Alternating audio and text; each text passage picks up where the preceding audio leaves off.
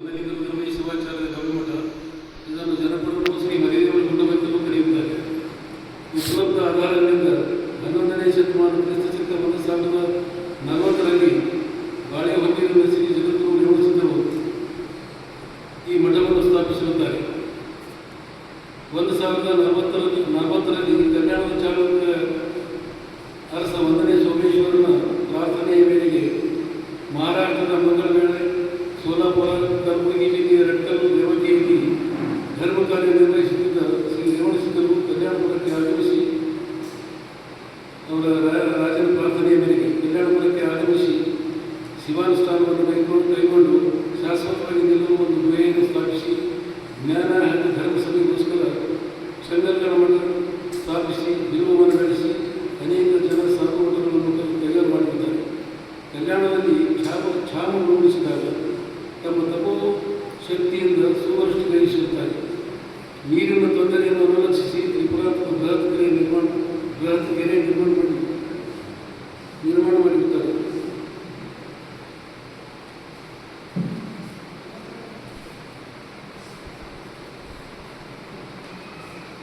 ತ್ರಿಪುರಾತ್ಮಕ ಕೆರೆ ನಿರ್ಮಾಣ ಮಾಡುವಾಗ ರಾಜನ ಸಾವಿರಾರು ಆಳುಗಳಲ್ಲದೆ ತಮ್ಮ ಜೊತೆಗೆ ಬಂದ ಎಲ್ಲ ಶಿಷ್ಯರನ್ನು ಈ ಕಾರ್ಯಕ್ಕೆ ತೊಡಗಿಸುತ್ತಾರೆ. ಗುರುಗಳು ರೇವಣಸಿದ್ಧ ಜಗದ್ಗುರು ದೂರಿನಿಂದ ಗಮನಿಸಿದಾಗ ದೂರದಲ್ಲಿ ಒಬ್ಬ ಹೆಣ್ಣುಮಗಳು ಕೆಲಸ ಮಾಡಲು ಗುರುಗಳು ಅಲ್ಲಿಗೆ ಹೋಗಿ ನೋಡಲಾಗಿ ತಮ್ಮ ಶಿಷ್ಯರಲ್ಲಿ ಒಬ್ಬಳಾದ ಚೋಳರಾಯನ ಮಗಳು ಕೂತಿದ್ದು ಗಮನಿಸುತ್ತಾರೆ. ರಾಜನ ಮಗಳೆಂಬ ಅಹಂಕಾರದಲ್ಲಿ ನೀನು ಕೆಲಸ ಮಾಡುತ್ತಿಲ್ಲವೇ ಎಂದು ಕೇಳುತ್ತಾರೆ. ಮಗುನಲ್ಲಿದ್ದ ಒಬ್ಬ ಸೇವಕರು, ಇಲ್ಲ ಮಗಳೇ, ಅವಳು 4-5 ತಿಂಗಳ ಗರ್ಭವತಿ ಇರುವುದರಿಂದ ಆಯಾಸವಾಗಿ ಕುಳಿತಿದ್ದಾಳೆ ಎಂದು ತಿಳಿಸುತ್ತಾರೆ.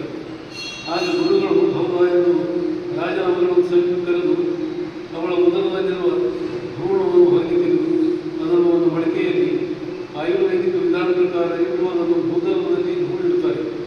ನಂತರ ರಾಜನ ಮಗಳ ಆರೈಕೆ ಮಾಡಿ ಕೆರೆ ಕಾರ್ಯದಲ್ಲಿ ತೊಡಲು ಪ್ರೇರೇಪಿಸುತ್ತಾರೆ.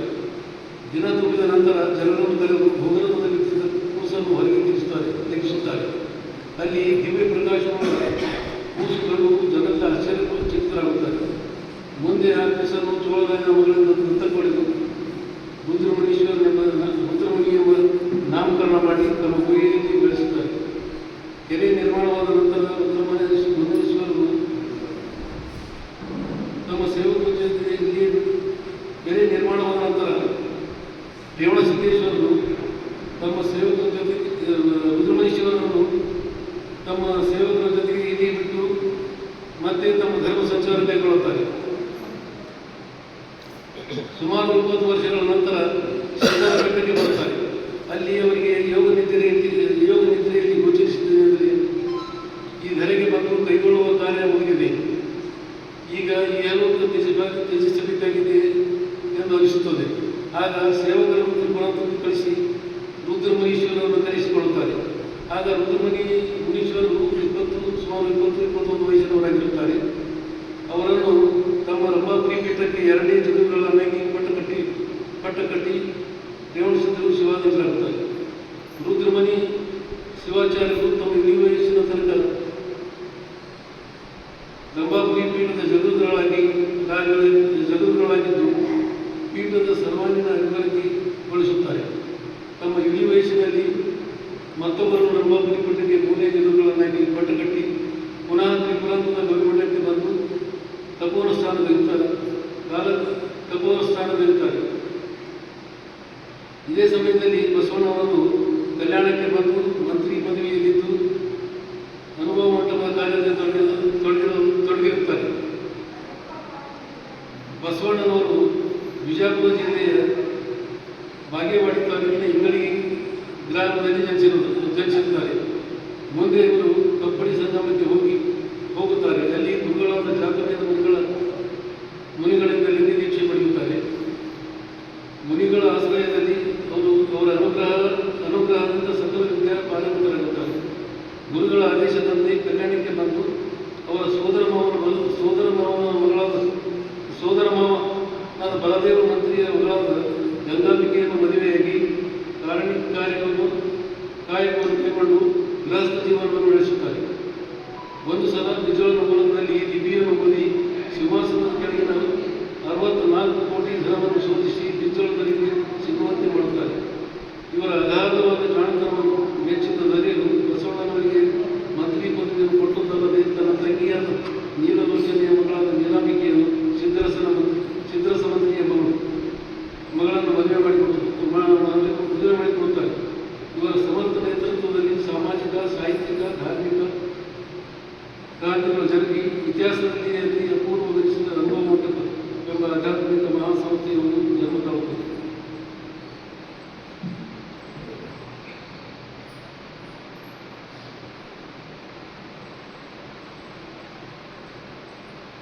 ಶ್ರೀ ಗದಲಿಗುರುಮಣಿ ಶಿವಾಚಾರ್ಯನ ಇಳಿ ವಯಸ್ಸಿನಲ್ಲಿ ಬಂದರಲ್ಲ, ಶಿವಾಚಾರ್ಯರು ಪ್ರವಣ ಪುರುಷರಾಗಿದ್ದರು. ಅವರು ಕಾಲಜ್ಞಾನ ಹಾಗೂ ಧರ್ಮ ಸಂವಿಧಾನ ರಚಿಸಿದಾಗಲೇ ಶರಣ ಸಂಕುಲಕ್ಕೆಲ್ಲ ಅಕ್ಕರೆಯ ಮಾರ್ಗದರ್ಶಕರಾಗಿ ಹೆಸರುವಾಸಿಯಾಗಿದ್ದರು. ಶರಣ ಹಾವಿನ ಹಾಲ್ಕಲ್ಲಯ್ಯ ಮತ್ತು ಬಸವಣ್ಣವರ ಬಡದಿಯರಾದ ಗಂಗಾಂಬಿಕೆ, ನೀಲಾಂಬಿಕೆಯವರನ್ನು ಮೊದಲು ಮಾಡಿಕೊಂಡು ಕಲ್ಯಾಣಕ್ಕೆ ಬಂದ ಅನೇಕ ನೂತನ ಶರಣರಿಗೆ ಬಸವಣ್ಣನವರು ಇವರಿಂದ ಲಿಂಗ ದೀಕ್ಷೆ ಕಲಿಸಿರುತ್ತಾರೆ. ಮುಂದೆ ಕಲ್ಯಾಣ ಕ್ರಾಂತಿಯಾದಾಗ ಶ್ರೀ ರುದ್ರಮುನಿ ಶಿವಾಚಾರ್ಯರು ತಮ್ಮ ಧರ್ಮ ಶಿಕ್ಷಣದ ಗಂಗಾಂಬಿಕೆಯ ನೇತೃತ್ವದಲ್ಲಿ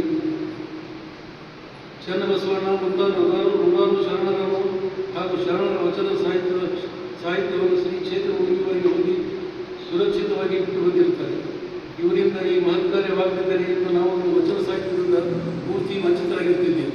ಹೀಗಾಗಿ ಇಡೀ ಆಂದೋಲನದಲ್ಲಿ ಧರ್ಮಗುರುವಾಗಿ ಮಾರ್ಗದರ್ಶನ ಮಾಡಿದವರೇ ಶರಣರನ್ನು ಹಾಗೂ ವಚನ ಸಾಹಿತ್ಯದ ಕಟ್ಟಗಳನ್ನು ರಚಿಸಿದ ಕೀರ್ತಿ ಶ್ರೀ ರುದ್ರಮುನಿ ಶಿವಾಚಾರ್ಯರಿಗೆ ಸಲ್ಲುತ್ತದೆ. ಬಾಗೇವಾಡಿಯಿಂದ ಬಸವಣ್ಣನವರು ಕ್ರಿಸ್ತಶಕ 1167ರಲ್ಲಿ ಬಂದು ಕ್ರಿಸ್ತಶಕ 1167ರಲ್ಲಿ ಅಂದರೆ 5 ವರ್ಷದ ಕಲ್ಯಾಣದಲ್ಲಿ ಇದ್ದರು. ಅಲ್ಲಿ ಕಲ್ಯಾಣದಲ್ಲಿ ನಿರ್ಗಮಿಸುತ್ತಾರೆ. ನಂತರ ಬಿಜೋಳನ ಕಲೆಯಾಗುತ್ತದೆ. ಕಲ್ಯಾಣ ಕ್ರಾಂತಿಯಾದ ನಂತರ ಕಲ್ಯಾಣದಲ್ಲಿ ಶರಣ ಚಟುವಟಿಕೆಗಳಿಗೆ ಪೂರ್ಣಗೊಳ್ಳುತ್ತದೆ. ಬಿಜೋಳ ನಂತರ ಕಲ್ಯಾಣವನ್ನು ಸ್ವಲ್ಪ ದಿನ ಬಿಜೋಳನ ಪುತ್ರನಾದ ಸೋವಿದ ಸಂಗಮ ಅಹಮದರ ಆಳಿದರು. ಮತ್ತೆ ಚಾಳುಕ್ಯದೊರೆ ಸೋಮೇಶ್ವರನ ವಶಕ್ಕೆ ಕಲ್ಯಾಣ ಒಳಪಡುತ್ತದೆ. ದೇವಗಿರಿ ಯಾದವರು ಹೊರದಲ್ಲಿನ ಕಾಕತಿಯರು ಚಾಳುಕ್ಯದೊರೆ ಸೋಮೇಶ್ವರನನ್ನು ಸೋಲಿಸಿ ಕೆಲವು ಕಾಲ ಕಲ್ಯಾಣವನ್ನು ಆಳುತ್ತಾರೆ. ಕ್ರಿಸ್ತಶಕ 1321ರಲ್ಲಿ ಮೊಹಮ್ಮದ್ ಬಿನ್ ತಗಲಕ್ ಕಲ್ಯಾಣ ಕೋಟೆಯನ್ನು ವಶಪಡಿಸಿಕೊಳ್ಳುತ್ತಾನೆ. ಬಿಜಾಳನ ಪೂರ್ವದಲ್ಲಿ 1ನೇ ಸೋಮೇಶ್ವರ ಚಾಳುಕ್ಯದೊರೆ 11ನೇ ಶತಮಾನದಲ್ಲಿ ಕಲ್ಯಾಣದ ಕೋಟೆಯನ್ನು ನಿರ್ಮಾಣ ಮಾಡಿರುವ ನಿದರ್ಶನಗಳಿವೆ. ಅವನ ಒಂದು ಶಾಸನದಲ್ಲಿ ಇದರ ಉಲ್ಲೇಖವಿದ್ದು ಅದರಲ್ಲಿ ಕಲ್ಯಾಣವು ಮೊದಲಿನ ವೈಭವವನ್ನು ಕಳೆದುಕೊಂಡು ಒಂದು ಹಳ್ಳಿಯ ಸ್ವರೂಪಕ್ಕೆ ಬದಿಕೆಂಬುದನ್ನು ತಿಳಿದು ಬರುತ್ತದೆ.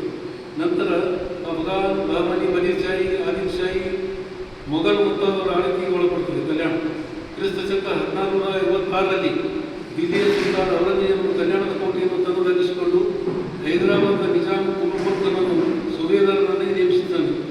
ಮುಂದೆ ನಿಜಾಮ್ ಕರೆ ತನ್ನ ಅಳಿಯನಾದ ನವಾಬ್ ಮೀರ್ ಖಲಂದ್ ಖಾನನಿಗೆ ಕ್ರಿಸ್ತಶಕ 1722ರಲ್ಲಿ ಕಲ್ಯಾಣದ ಜಹಾಂಗೀರ್ನನ್ನಾಗಿ ನೇಮಿಸುತ್ತಾನೆ. ಆದರೆ ಕೆಲವು ಗ್ರಾಮಗಳಾದ ಹರೀಶ್ವರ, ಹುಮ್ನಾಬಾದ, ನಾಗಾಂವ್, ಮಂಟಾಳ ಮುಂತಾದ ಊರುಗಳು ತನ್ನ ಖಾಸಾವತನ ಹೈದರಾಬಾದ್ನ ಆಳ್ವಿಕೆಯಲ್ಲಿ ಇಟ್ಟುಕೊಂಡಿದ್ದರು. ನಿಜಾಮ್ ಕರೆ ತ್ರಿಪುರಾಂತದ ಕೆರೆಯಲ್ಲಿ ಕಲ್ಯಾಣದ ನವಾಬನು ಹಡಗು ಹಾಕಿ ಮನೋರಂಜನೆ ಮಾಡಬೇಕಾದರೂ ತ್ರಿಪುರಾಂತದ ಪೊಲೀಸ್ ಪಾಟೀಲರ ಪರವಾನಗಿ ಪಡೆಯಬೇಕಾಗಿತ್ತು. ತ್ರಿಪುರಾಂತವು ಕಲ್ಯಾಣದಿಂದ ಕೇವಲ 60 ಕಿಲೋಮೀಟರ್ ದೂರದಲ್ಲಿದ್ದರೂ ನವಾಬನ ಪೊಲೀಸ್ ಸ್ಟೇಷನ್ನ ಹಿಡಿತದಲ್ಲಿ ಇದ್ದಿದ್ದದು. ತ್ರಿಪುರಾಂತದ ಪೊಲೀಸ್ ಸ್ಟೇಷನ್ ನಿಜಾಮದವರಿಗೆ ಖಾಸಾ ಪಟ್ಟಣ ತ್ರಿಪುರಾಂತದ ಸುಮಾರು 50 ಕಿಲೋಮೀಟರ್ ದೂರವಿರುವ ಮಹಾಗಾಂವ್ ಇಲ್ಲಿ ನಮ್ಮದು ತ್ರಿಪುರಾಂತದ ಪೊಲೀಸ್ ಸ್ಟೇಷನ್. ಕಲ್ಯಾಣದ ನವಾಬ ತ್ರಿಪುರಾಂತದ ಮೇಲೆ ಹಸ್ತಕ್ಷೇಪ ಮಾಡುವಂತಿದ್ದಿಲ್ಲ. ಇಲ್ಲಿ ಯಾವುದೇ ಗುಣೆ ನಡೆದರೆ ಮಹಾಗಾಂವದ ಪೊಲೀಸರು ಬಂದು ಕ್ರಮ ತೆಗೆದುಕೊಳ್ಳಬೇಕಾಗಿತ್ತು ಹಾಗೂ ನೇರವಾಗಿ ನಿಜಾಮನ ಆಳ್ವಿಕೆಗೆ ಸಂಬಂಧಪಟ್ಟಿದ್ದು. ತ್ರಿಪುರಾಂತ ಡೈರೆಕ್ಟರ್ ನಿಜಾಮನ ಆಳ್ವಿಕೆಗೆ ಸಂಬಂಧಪಟ್ಟಿತ್ತು. 1456ರಿಂದ 1948 ಸೆಪ್ಟೆಂಬರ್ 17ರವರೆಗೆ ಅಂದರೆ ಪೊಲೀಸ್ ಸೆಕ್ಷನ್ ಆಗುವವರೆಗೆ ಹೈದರಾಬಾದ್ ನಿಜಾಮನ ಆಳ್ವಿಕೆ ಕ್ರಿಸ್ತಶಕ 1656ರಿಂದ 1942 ಸೆಪ್ಟೆಂಬರ್ 17ರವರೆಗೆ ಪೊಲೀಸ್ ಸೆಕ್ಷನ್ ಆಗುವವರೆಗೆ ನಡೆಯಿತು ನಿಜಾಮದ ಆಳ್ವಿಕೆ. 1956ರಲ್ಲಿ ನವಾಬ್ ಜಮಾಲುದ್ದೀನ್ ತೀರ್ಕೊಳ್ಳುತ್ತಾನೆ. ಅದೇ ವರ್ಷ ಭಾಷೆಗಳ ಆಧಾರದ ಮೇಲೆ ಭಾಷಾವಾರ ಪ್ರಾಂತಗಳ ರಚನೆಯಾಗುತ್ತದೆ. ಇಲ್ಲಿಯವರೆಗೆ ಕಲ್ಯಾಣವು ಹೈದರಾಬಾದ್ ನಿಜಾಮ್ ಶ್ರೇಣಿಗೆ ಒಳಪಟ್ಟಿತ್ತು. ಕ್ರಿಸ್ತ ಶಕ 1956ರಲ್ಲಿ ಕಲ್ಯಾಣವು ಆಗಿನ ಮೈಸೂರು ಸ್ಟೇಟಿಗೆ ಈಗಿನ ಕರ್ನಾಟಕಕ್ಕೆ ಸೇರ್ಪಡೆಗೊಳಿಸಲಾಗುತ್ತದೆ. ಕ್ರಿಸ್ತ ಶಕ 1965ರಲ್ಲಿ ನಿಜಲಿಂಗಪ್ಪನವರು ಮುಖ್ಯಮಂತ್ರಿಯಾಗಿದ್ದಾಗ ಕಲ್ಯಾಣವನ್ನು ಬೀದರ್ ಜಿಲ್ಲೆಯ ನೂತನ ತಾಲೂಕಾ ಹಾಗೂ ಬಸವ ಕಲ್ಯಾಣವನ್ನು ಘೋಷಣೆ ಮಾಡಿ ನಾಮಕರಣ ಮಾಡುತ್ತಾರೆ. 11ನೇ ಶತಮಾನದ ಆಳಿ ಹೋದ ಎಲ್ಲ ರಾಜರುಗಳು ಶ್ರೀ ಘನಲಿಂಗ ರುದ್ರಮಣಿ ಮಠಕ್ಕೆ ರಾಜಾಶ್ರಯ ಕೊಟ್ಟು ಈ ಮಠವನ್ನು ಕಾಯ್ದುಕೊಂಡು ಬಂದಿದ್ದಾರೆ. ಶ್ರೀ ರುದ್ರಮಣಿ ಶಿವಾಚಾರ್ಯ ನಂತರ ಶ್ರೀ ಮರಿದೇವರ ಸ್ವಾಮಿಗಳು ಹಾಗೂ ಮುಂತಾದ ಮಹಿಮಾನ್ವಿತರು ಈ ಮಠದ ಪರಂಪರೆಯಲ್ಲಿ ಪಾಲ್ಗೊಂಡಿದ್ದಾರೆ. 28 ಸೆಪ್ಟೆಂಬರ್ 2005ರಂದು ಶ್ರೀ ರಂಭಾಪುರಿ ಚಂದ್ರಗಳಾದ ಶ್ರೀ ಶ್ರೀ ಶ್ರೀ 1008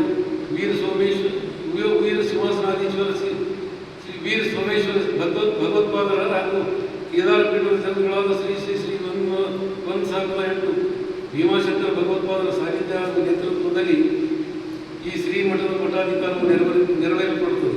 ಶ್ರೀ ಶಟಸ್ಥಲ ಅಭಿನವ ಡಾಕ್ಟರ್ ಅಭಿನವ ಘನಲಿಂಗ ಶಿವಾಚಾರ್ಯರಿಗೆ ಈ ಮಠದ ಪಟ್ಟಾಧಿಕಾರ ಕಟ್ಟಲಾಯಿತು. ಇವರು ಭಾರತ ಬಸವಿಗಳಾಗಿದ್ದು ಈ ಗೌರ್ಮೆಂಟ್ನ ಎಲ್ಲ ಪೂರ್ವಾಚಾರ್ಯರ ತಪೋನಿಧಿಗೆ ಹಾಗೂ ಅವರ ಲೌಕಿಕ ಹಾಗೂ ಅಲೌಕಿಕ ಸಂಪತ್ತಿಗೆ ಒಡೆಯರಾಗಿದ್ದು ಮಹಾನ್ ತಪಸ್ಸುಗಳಾಗಿ ಕಂಗೊಳಿಸುತ್ತಿದ್ದಾರೆ. ಇವರು ಬಸವ ಕಲ್ಯಾಣ ನಾಡಿನಲ್ಲಿ ಲೋಕ ಕಲ್ಯಾಣಾರ್ಥ ವಿಶ್ವಶಾಂತಿಗಾಗಿ ಕರ್ಮಾನುಷ್ಠಾನದಿಂದ ಧರ್ಮ ಜಾಗೃತಿ ಮಾಡುತ್ತಿದ್ದಾರೆ. ಲಕ್ಷಾಂತರ ಭಕ್ತರು ಸಹಸ್ರಾರು ಎಕರೆ ಭೂಮಿ ಹೊಂದಿದ ಈ ಮಠ ಸ್ವಾತಂತ್ರ್ಯ ನಂತರ ಅನ್ಯರ ತೀವ್ರ ದಾಳಿಗೆ ತುತ್ತಾಯಿತು. ಇಡೀ ತ್ರಿಪುರಾಂತದ ಕೆರೆಗುಡ್ಡದ ಸುತ್ತಮುತ್ತ ಇರುವ ಭೂಮಿಯನ್ನು ಶ್ರೀಮಠದ ಒಡೆತನಕ್ಕೆ ಸೇರಿತ್ತು. ಸ್ವಾತಂತ್ರ್ಯ ನಂತರ ಕ್ರಿಸ್ತ ಶಕ 1956ರವರೆಗೆ ಭಾಷಾವಾರ ಪ್ರಾಂತ ರಚನೆಯಾಗುವವರೆಗೆ ಬೀದರ್ ಜಿಲ್ಲೆ ಹೈದರಾಬಾದ್ ನಿಜಾಮ್ ಸ್ಟೇಟ್ನಲ್ಲಿತ್ತು.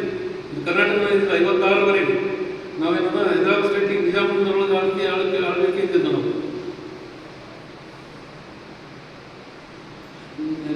ಆಗಿನ ಬೀದರ್ ಜಿಲ್ಲೆಯ ಕಲೆಕ್ಟರ್ನವರು 1954ರಲ್ಲಿ ಪರಂಪೋಕ್ ಸರ್ವೆ ನಂಬರ್ 153ರಲ್ಲಿ 81 ಎಕರೆ 5 ಗುಂಟೆ ಜಮೀನನ್ನು ಘನಲಿಂಗ ರುದ್ರಮಣಿ ದೇವಸ್ಥಾನಕ್ಕೆ ಪಟ್ಟ ಹಾಗೂ ಸ್ವಾಧೀನ ಮಂಜೂರು ಮಾಡಿ ಸ್ವಾಧೀನಕ್ಕೆ ಒಳಪಡಿಸಿರುತ್ತಾರೆ.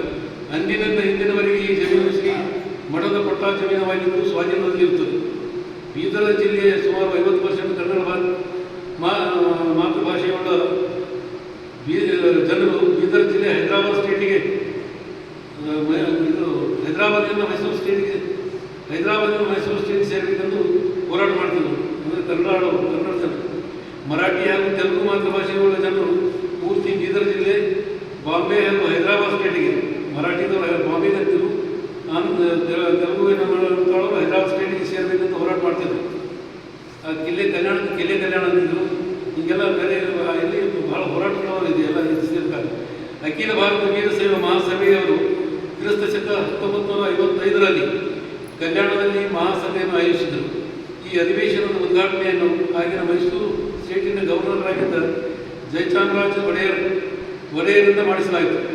ಅವರಿಂದ ಕೇಂದ್ರ ಸರ್ಕಾರದ ಮೇಲೆ ಒತ್ತಡ ಹೇರಿ ಕಲ್ಯಾಣವನ್ನು ಮೈಸೂರು ಸ್ಟೇಟಿಗೆ ಸೇರಿಸಬೇಕೆಂಬ ಸದಿಚ್ಛೆಯಿಂದ ಅವರನ್ನು ಈ ಅಧಿವೇಶನದ ಉದ್ಘಾಟನೆಗೆ ಆಹ್ವಾನಿಸಲಾಗಿತ್ತು. ಆವತ್ತಿನ ಸಭೆಯಲ್ಲಿ ವೀರಶೈವ ಮಹಾಸಭೆಯವರು ಕೆಲವು ಥರವನ್ನು ಪಾಸ್ ಮಾಡುತ್ತಾರೆ. ಅವುಗಳಲ್ಲಿ ಒಂದೆರಡು ಶರಣರ ಸ್ಮಾರಕಗಳನ್ನು ಕಂಡುಹಿಡಿದು ಅವುಗಳ ಜೀರ್ಣೋದ್ಧಾರ ಮಾಡುವುದು. ಎರಡನೇದು ಹಳೆಯ ಅನುಭವ ಮಂಟಪ ಪತ್ತೆ ಹಚ್ಚುವುದು. ಒಂದು ವೇಳೆ ಅದು ಸಿಗದೇ ಇದ್ದ ಪಕ್ಷದಲ್ಲಿ ನೂತನ ಅನುಭವ ಮಂಟಪ ಭಕ್ತರಿಂದ ಹಣ ಸಂಗ್ರಹಿಸಿ ನಿರ್ಮಾಣ ಮಾಡುವುದು. ಮೂರನೇದು ಕಲ್ಯಾಣವನ್ನು ಮೈಸೂರು ಸ್ಟೇಟಿಗೆ ಸೇರ್ಪಡೆಗೊಳಿಸಲು ಕೇಂದ್ರದ ಮೇಲೆ ಒತ್ತಡ ಹೇರುವುದು ಇತ್ಯಾದಿ. ಹೀಗೆ ಕೆಲವು ಠರಾವುಗಳು ಪಾಸ್ ಮಾಡ್ತಾರೆ. ನೂತನ ಅನುಭವ ಮಂಟಪ ಕಟ್ಟುವ ಸ್ಥಳದ ಬಗ್ಗೆ ಕಲ್ಯಾಣರಾಯನ ಹಿರಿಯರಾದ ಸಿದ್ದರಾಮಪ್ಪ ಗೋವಾ, ಶಾಂತಪ್ಪ ಶಿವನ್, ಅನ್ನಪೂರ್ಣಬಾಯಿ ರೆಡ್ಡಿ ಮುಂತಾದವರು ಚರ್ಚಿಸಿ ಗವಿಮಠದ ಆಗಿನ ಗುರುಗಳಾದ ರೇವಣಸಿದ್ಧ ಸ್ವಾಮಿಯವರಿಗೆ ಒಂದು ಭೇಟಿಯಾಗಿ ಅವರ ಮಠದ ಸ್ವಾಧೀನದಲ್ಲಿಂದ 81 ಎಕರೆ 5 ಗುಂಟೆ ಜಮೀನಿನಲ್ಲಿ ಸುಮಾರು 3 ಎಕರೆ ಜಮೀನು ಮರಿದೇವರ ಗುಡ್ಡದ ಪರಿಸರದಲ್ಲಿ ನೂತನ ಅನುಭವ ಮಂಟಪ ನಿರ್ಮಿಸಲು ಕೊಡಬೇಕೆಂದು ವಿನಂತಿಸುತ್ತಾರೆ. ಆಗ ಗುರುಗಳು ಸಂತೋಷದಿಂದ ಅವರಿಗೆ ತಮ್ಮ ಸ್ವಾಧೀನದ 3 ಎಕರೆ 8 ಗುಂಟೆ ಜಮೀನು ಕೊಡಲು ಒಪ್ಪುತ್ತಾರೆ. ಹಿರಿಯರೆಲ್ಲ ಮರಿದೇವರ ಪರಿಸರದಲ್ಲಿ ಅನುಭವ ಮಂಟಪ ಕಟ್ಟಲು ನಿರ್ಧರಿಸುತ್ತಾರೆ. 1970ರವರೆಗೆ ಅನುಭವ ಮಂಟಪ ಕಟ್ಟುವ ಸಲುವಾಗಿ ಹಣದ ಸಂಗ್ರಹವಾಗದ ಕಾರಣ ಅನುಭವ ಮಂಟಪ ಕಟ್ಟುವ ಕನಸಾಗಿ ಉಳಿಯಿತು. 1970ರಲ್ಲಿ ಧಾರವಾಡದ ಮುರುಗೇಂದ್ರ ಶ್ರೀಗಳು ಅನುಭವ ಮಂಟಪ ಕಟ್ಟುವ ಸಲುವಾಗಿ ಪಾದಯಾತ್ರೆ ಮಾಡಿ ಸ್ವಲ್ಪ ಮಟ್ಟಿಗೆ ಹಣವನ್ನು ಸಂಗ್ರಹಿಸುತ್ತಾರೆ. ನಂತರ ಬಿ ಡಿ ಜತ್ತಿಯವರು ಸಹ ಇದರ ಸಲುವಾಗಿ ಪಾದಯಾತ್ರೆ ಕೈಗೊಂಡು ಹಣ ಸಂಗ್ರಹ